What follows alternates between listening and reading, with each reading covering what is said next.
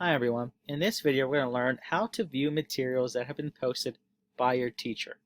So if you go into your course or into any specific course, click on that remote learning folder and then open up a learning plan for a specific date. Now you are going to see in front of you some different icons.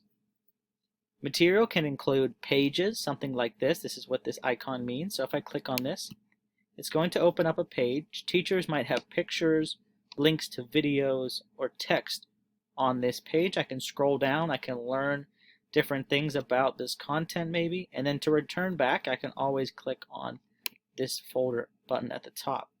So that's an example of a material. A material can also include maybe a link. So here is a link to a geography game. If I click on that, it's actually going to take me outside of Schoology and into a different tab, and I can actually start playing this game. When I'm done, I could click on that X and go back into my Schoology folder. Another form of material could be maybe a presentation through a PowerPoint or even a PDF.